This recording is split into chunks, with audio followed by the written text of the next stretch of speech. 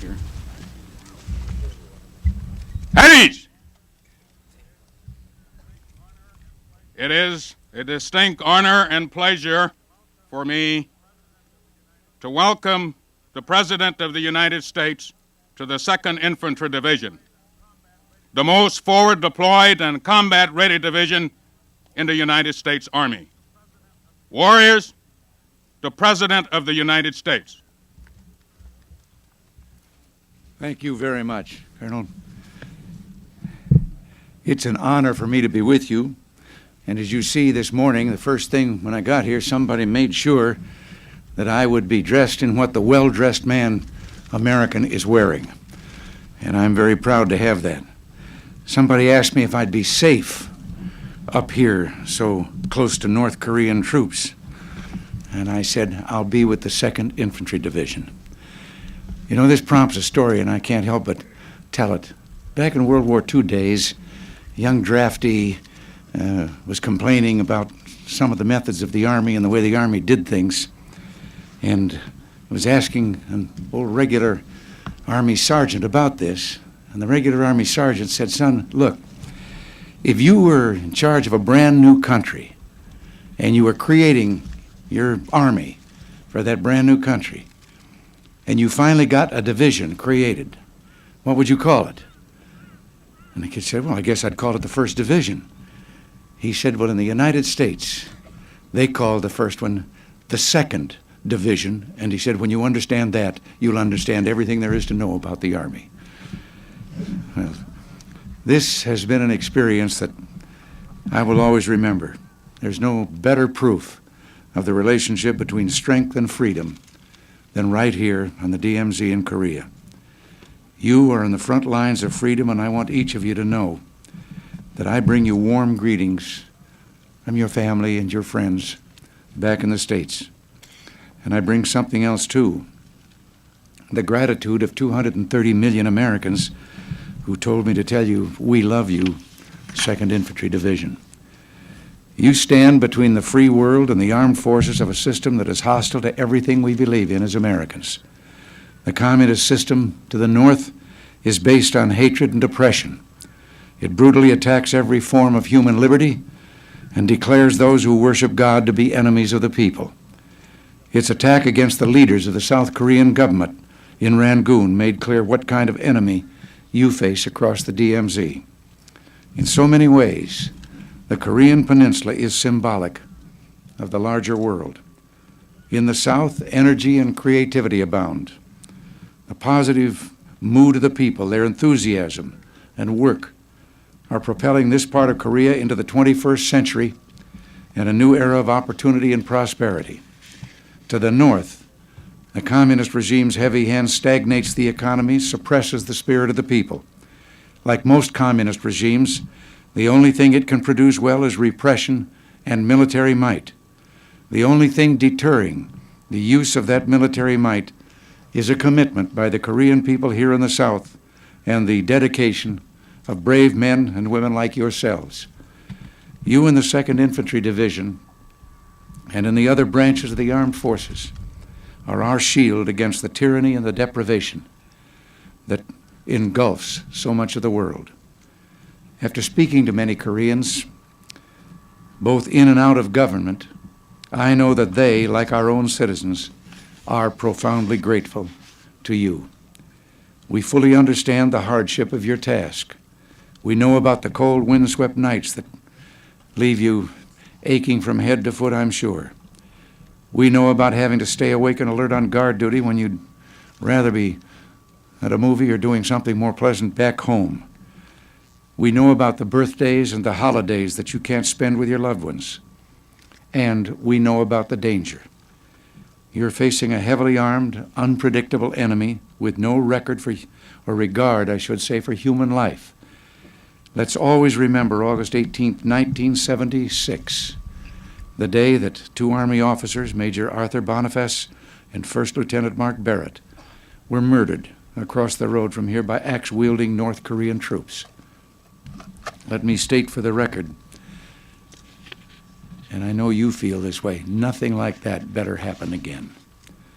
The self-doubts of the 1970s are giving way in America to a new era of confidence and a sense of purpose. Communism is not the wave of the future, and it never was.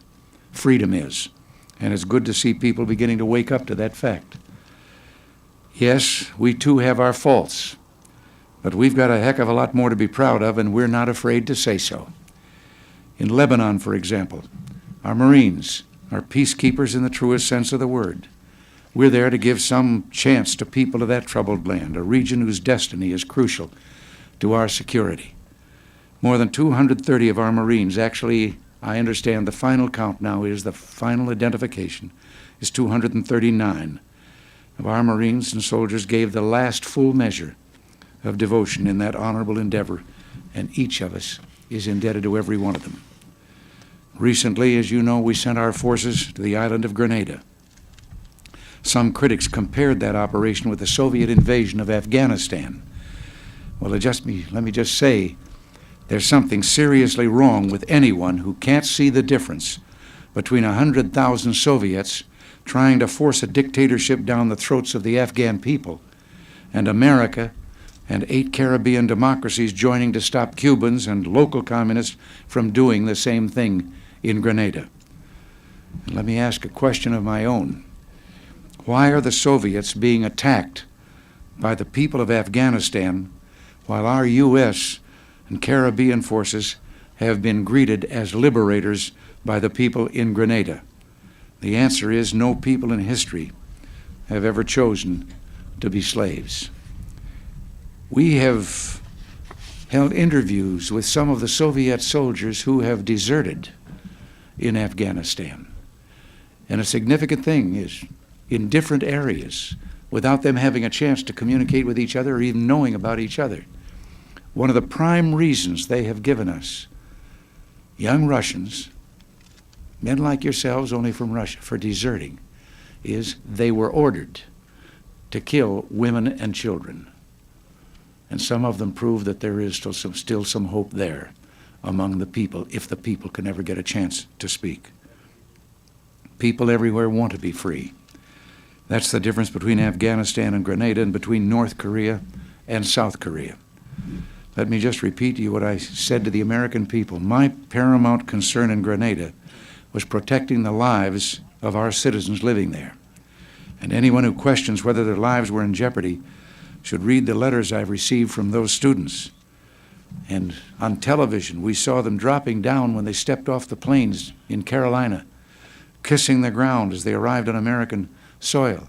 And just the day before I left on this trip, we had some 400 of them on the south lawn of the White House to meet some of the men who had come back after freeing them. And that's all you needed, was to see their gratitude to your comrades in uniform and hear their statements of what they felt their plight was and how they had truly been saved. And only 10 years ago, youngsters of that age in too many places in our country were throwing rocks at men in uniform. Well, there's a different attitude now. And when you're rotated and you're back home, I think you're going to find out how proud the American people are of you. To call what we did in Grenada an invasion, as many have, as a slur and a misstatement of fact, it was a rescue mission, plain and simple. We Americans bear a heavy burden. Others must do their part. The people of Korea, the Republic of Korea, are certainly doing their share. Yet if freedom is to survive, if peace is to be maintained, it will depend on us. Our commitment in Korea exemplifies this heavy responsibility. We've stood shoulder to shoulder with the Korean people for 30 years now. It reflects well on the character of our country that we've been willing to do this in a land so far away from home. And in the end, it is this strength of character that will make the difference between slavery and freedom, but more important, between peace and war. 33 years ago, Americans gallantly fought and died on the gullies in the hills of the Korean Peninsula here. One of them was Master Sergeant Stanley Adams, and another was Captain Lewis Millett. They both led bayonet charges against vastly superior forces. Another hero was Master Sergeant Ernest Kuma, who exposed himself to enemy fire by manning his machine gun from the back of his tank, and in so doing saved his comrades from an onslaught that could have devastated their ranks. A fourth was Lieutenant Colonel John Page, one of the heroes of the Chosin Reservoir, whose ingenuity and bravery saved so many. And all of these were Congressional Medal of Honor recipients. Yet we know that all who fought here were heroes and deserve our respect. They did their duty, and by doing so they protected not only Korea, but a whole generation of Americans. By the way, one of the children of a Medal of Honor recipient I just mentioned, Captain Lewis Millett, sent me a telegram a few days ago in support of the Grenada rescue mission. Well, today you carry on an honorable tradition of those who went before you, and I know that you're keeping faith with them and with their families and friends. Americans are now standing tall and firm. No terrorist should question our resolve, and no tyrant should doubt our courage. Your division motto is, "Fit to fight, second to none." Well, you've lived up to that motto, and we're proud of you for it. And with your courage and dedication as an example, we're going to make as certain as we can that the United States remains second to none. I have never been as proud as I am right now, and from what I've seen here. And I know that in spite of what I said about our people back home, I'm not sure that very many of them realize that you aren't just sitting here doing some kind of garrison duty. And I'm going to do everything I can to make sure that the folks back home know what you really are doing. So, soldiers of the 2nd Infantry Division, God bless you and God bless America. Thank you. Thank you, Mr. President. Warriors!